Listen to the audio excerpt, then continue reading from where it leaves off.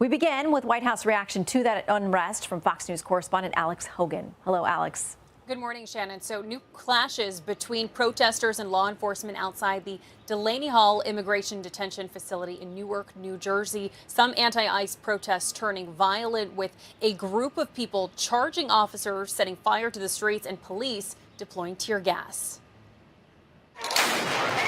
New Jersey Governor Mike Sherrill this weekend urging protesters to turn down the temperature and protest peacefully, and called on the Department of Homeland Security to improve conditions at the facility. Restore visitation for families. Provide appropriate care and medical for all detainees. Stop pressuring them into signing deportation documents. DHS responded to those statements, condemning the attacks on agents, stating, quote, ICE law enforcement officers are facing an 8,000% increase in death threats and a 1,300% increase in assaults against them. Turning to the war in Iran, the New York Times reporting that President Trump has submitted tougher terms to Iran. Iran's top negotiator today says no agreement will be reached until Iran's rights are secured. A White House official tells Fox that President Trump will only make a deal that is good for America and satisfies his red lines. Iran can never possess a nuclear weapon. It's a different story coming out of Tehran. Iran's foreign ministry says discussions center on ending the war, not on nuclear plans. Some Democrats this week argue the conflict is only strengthening Iran. The damage is done.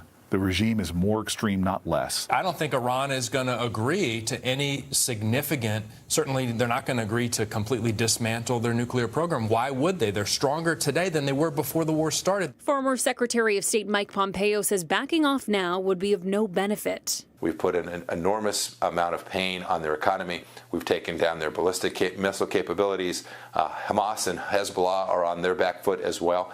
We need to continue this effort to make sure that all the hard work and the loss of American lives that has happened is worthy of the outcome.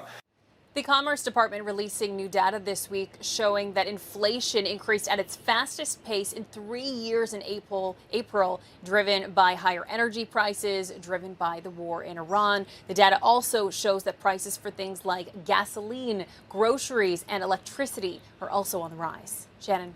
All right, Alex Hogan from the White House. Alex, thank you very much. Be sure to like and subscribe for all the Fox News latest on YouTube, and catch full shows streaming now on Fox One.